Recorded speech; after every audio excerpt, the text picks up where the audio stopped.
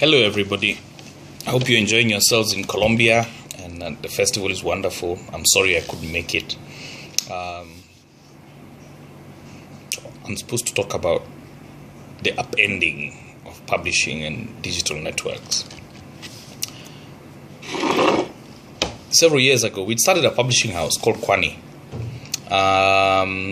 And at the time, a young group of writers had kind of agreed that we would try and not sell African rights to our work to Western publishers, so that we would say, oh, I want a deal. This had happened because Helon Habila at the time had his book published by Penguin, and that they kept the Commonwealth rights but were unable to distribute the book in Nigeria because they don't.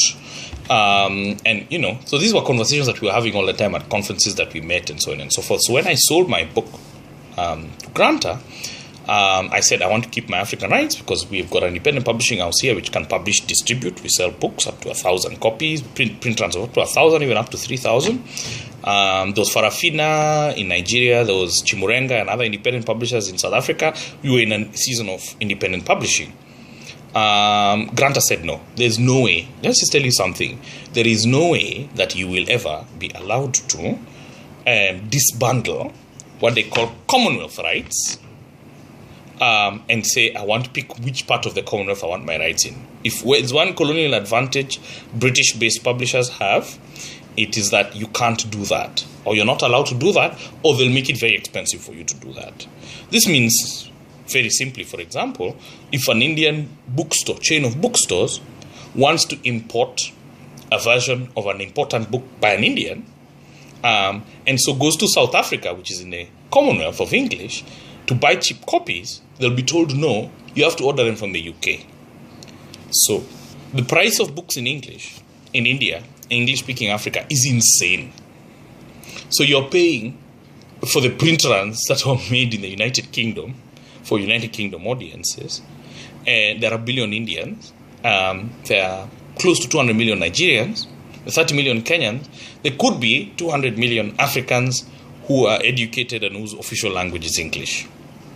So there we sit.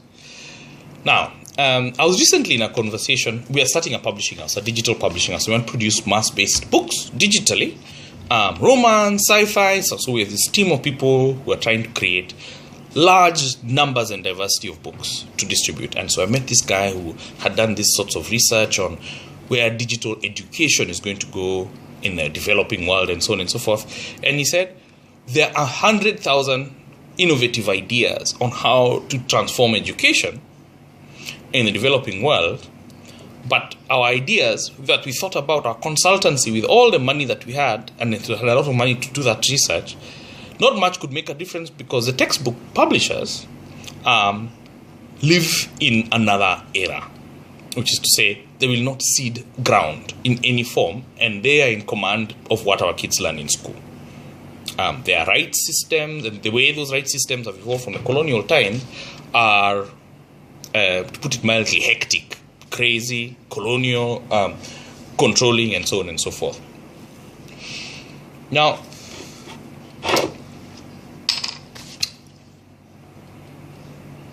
for me, the question is, the beginning to bypass starts to happen that it's where mass-based, fresh, original, relevant, interesting content. And in my world, fiction, popular fiction, romance, sci-fi, futurism, erotica, fun children's books that are relevant to really probably the largest and most complex society in the world that is fortunate in some form, had never fallen yet into a certain way the mafias of both publishing, production of knowledge had. It's not by will, it's by chance. Africa was maybe not a good investment destination, and so these networks did not establish themselves firmly. So what we have right now is 130 million people, I'm told, by McKinsey, who consume between $4 and $20 a day. That number will double in 8 years. to close to 300 million people. And those 300 million people have money to consume, have smartphones, and don't need to buy books. And so to buy a book, really, if you put it very simply, is to buy into an ownership system of which the $14 you African will pay for that book, right? There's $9 going to some other publisher. There's $1.50 going to some writer, Chimamanda Adichie, Binyavanga Wainaina, who, at least me, have not built a house of the money I have earned of writing. And then other middle networks, because all these publishing companies own each other, and the other one owns the other one, and the other one owns the other one. This shit has been dating back to I don't know when. But those things are frozen. They're frozen. Of course, we're in the season of the great opening. They're frozen, but they have not penetrated. Which is to say, to buy a new Penguin book in Africa, you would have to go on a hunt so complex, so diabolical, so expensive, so impossible to find a relevant book for you. You won't find one. You'll find 3. And maybe one every 3 years turns up. And it's half your salary to buy it. It's not a sustainable model. So, of course, we could say we're going to have a revolution and bear arms and destroy the whole thing, or hire hackers anonymous to just kill all their archives, but that kind of would be a waste of time. Because quite simply, if you produce mass books now, if you simply get money, investment money, put your own money down, and produce 40, 50, 60, 100, 200 books a year, right now, you have platforms that are so thirsty for content, and there is no content being made. Because no one's been stupid enough to say, I'll put my money down and make this content, and this content is essential. Not essential necessarily for social good, though it is essential for social good, but essential because people like to imagine. Essential because, let me start here. So now you have, let's look at this thing called Nigeria. 200 million people. It's the largest black African country. They say its population will exceed India's in 2050. Place of enormous talents, enormous diversities, many old kingdoms. Some have populations that have a population now, like the Yoruba have over 20 million people. There are 20 million Hausas. There are 20 million Igbos. Lagos is population 19 million, depending on who's doing the talking. So this bunch of people, right? The people who distribute goods in that place are nobody's bookshop or nobody's film service supply enterprise to give you Hollywood films. No, it's Igbo market traders, or let's call them market traders in Lagos, Onitsha. These cities, they're cities that are markets. Onitsha, Aba. And what people have been doing in the 60s and the 70s and the 80s, there was a thing called Onitsha market literature. It's popular literature written, produced, and distributed by market traders in Nigeria. We're in that season again. So then comes Nollywood. What is Nollywood? Not even 10 years have passed before this thing properly explodes into the world, right?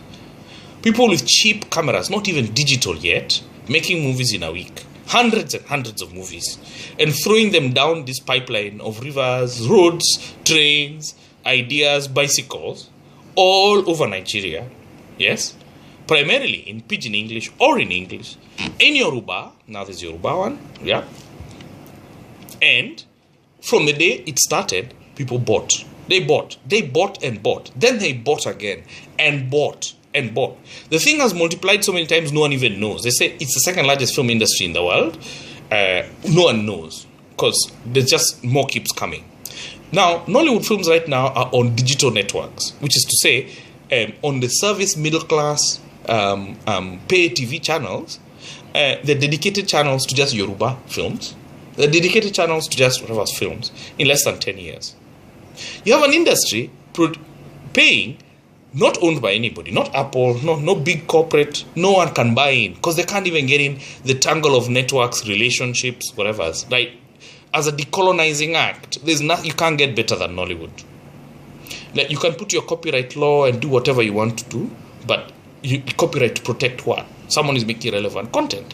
Relevant just for the cheap thrills that it produces. Relevant for the idea that it just was Africans kissing Africans, talking to Africans, marrying Africans, diabolically manipulating other Africans in diabolically melodramatic thrillers. I got hooked. me with all my highfalutin, read Proust and whatever, I keep watching them. This woman who converts people into a cell phone. How better can you get than that? So my contention really is first that the writers of my generation and the writers in English, certainly out of Africa, generally are products of a publishing industry, right? There may be people who loved to read. There may be people who were the only person among, or one of 100 people in their primary school, and their primary school was an elite primary school of, bright young Anglo-educated or Anglo-facing Africans who learned to know what a penguin book looks like and what good prose looks like in English and so on and so forth, and with constantly the eye out there and at some idea that you can contend, and I believe I can, with those cool writers in New York and those cool writers in London for the same edge of a marketplace, which is like you're edgy or different or cool or socially concerned or more socially concerned or even more socially concerned than anything else. But really, the majority of your cash money comes because of the people in the Midwest.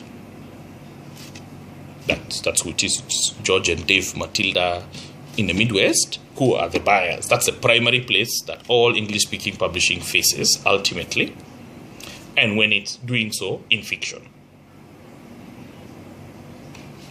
Right? That's where people get book deals, they get contracts and everything else. That even those novels may end up being on a reading list in an education system in Africa is only a byproduct of the fact of it had been bought for the Midwest. Now, so my question really is, who is avant-garde? And by avant-garde, who is the person who is creating the revolution? And the revolution really is the necessity for books. The necessity for books at this point just means something pounded, and cheaply available to a mass audience. And because we are not binding anymore, because you don't have to bind, you don't have to build bookstores, you don't have to transport books up and down the middle of nowhere, it's going to be a digital revolution. It's going to be a digital revolution simply because it can be. Simply because the platforms are there to buy, sell, distribute, download in minutes, this thing. In my country, we have digital money, and so I pay my bills with my phone. No cash transaction. You can buy my book for about $2 on the phone and download it. Now, my book, which I love producing it, is never going to be a mass book. For reasons we can talk about for hours and hours and hours, but there'll be a waste of time now. What my book can do is not save African literature. It has its own esoteric audience, and it'll continue to. It won't pay my rent. It'll pay nobody's rent. It'll build no industries. None of these books are going to build industries. Chimamanda's books are not going to build industries. So to build industries is having thousands and thousands of romance books, of kids' fantasy books, of transporting our children away, getting them hooked on these things through just sheer transportation. At this point, the medium of transportation is not that important, which is to say, is it a spaceship? Is it using African technology? Do I care? Is it Africans? Yes. Is it Africans speaking an African language? Is it Africans who look like the kids you have in school? Those are the now primal questions that we have. Like in Hollywood, you want that initial spurt, which really needs money. Really investment money to not just pay writers decently, to pay writers something, and to be able to purchase the time to get talent, to produce large amounts of work and sell them. That's what I've been involved with. That's why I came back from America, because I found America boring. It's not a wonderful place. It's diverse. I lived just outside New York City. I was there a long time. It was wonderful. But I was too old to enter that little thing called the melting pot and melt. I was unmelted and it's not yet meltable. I think you have to do that when you're like 16 to be meltable. I'm not meltable. Further to that, people say New York City is diverse, which is something I understand and don't understand. So it's like a menu, So like today I can have Haitian sex, with vegan, Swedish burgers, and so on and so forth. And you have all these diverse communities. But, what is a common platform? I mean, people are existing in a common platform. It's a common schooling system. So it's just many bright colors. a few publishing houses, and so on and so forth. But those bright colors talk about diversity. But here, what we're talking about is that the platforms within which people live, what people call community, can be 20 million people, can be 200 people. Their manner of engagement, their manner of politics and everything else, all these are things still in formation. There is no agreed platform yet. And because there's no agreed platform yet, there's not only what to do, there are adventures to be had in terms of creating. And so the making of the platforms now is interesting because it's now not making of a digital platform. The digital platforms are there in their hundreds. Easy ones to make, easy ones to monetize, and so on and so forth. Is that to throw the diversity of stories into these platforms and sell them. It's not in our question of thinking too much. And because we've seen, not only the Nollywood industry, we've seen the Nollywood industry grow, explode. Kenya has now Riverwood making films. Ghana has a film industry, exploded, right? Cheap cameras. We've seen now the Nigerian pop music industry explode. And it came in much later than the film industry and is diverse, complicated. But what's interesting is it's taken the same types of people. There's people from the same networks that produce the writers, which is to say the middle classes with their overt Christianity quite often, with their addiction to Western books and so on and so forth. And they've learned themselves how to find ways to be more diverse Nigerians. So you've got middle class kids learning pidgin so they can sing songs that hundreds of millions of people can consume. You have rappers who are all of 21 years old. You're rapping in Yoruba, and because there are 20 million Yoruba people, they're a marketplace. And now, where are they? That person can get the limelight on the digital pay TV networks 10 times more than any Chimamanda or any other person, simply because they can, simply because they have that mass audience, simply because they produced for it. It's not even asking what does the audience want, right? At some point, it was just really, why doesn't anybody sing songs in Yoruba that are relevant to my life? And so just the fact of somebody singing it becomes a revolutionary act. The fact of somebody ennobling pidgin becomes a revolutionary act because you transact in pidgin. You live in pidgin. Millions and tens of millions of you. And nobody really, hardly anybody, even me, genuinely, lives in the language of the prose within which I produce. So my proposition basically is that in terms of saving these platforms that maybe can carry some literature, maybe will send 10,000 copies. I think there are novelists, literary novelists in Nigeria who will send 30,000 copies in 10 years and something like this. That's true. But that's not the creation of a marketplace. I'm very, very interested personally in being that generation of people who own the wealth of our content. Really genuinely own it. And generally speak to those Africans and other people around the world with real money and say, this giant hole has to be plugged. At this point, those platforms have been made, they can digest enormous amounts of content. My phone can digest as many novels as I want. And that we are in this kind of ridiculous complaining position of saying that there are no novels. Like, how come that gap is not being made where the $3 or $4 million that's just needed to start to kickstart an industry that produces hundreds and hundreds of novels, just so I have enough for my phone. My phone! So I'm not part of this sentimental, nostalgic, where did literature go, book loving, the smell of books, Proust nonsense. I want to be part of the new world. An African, we are the new world.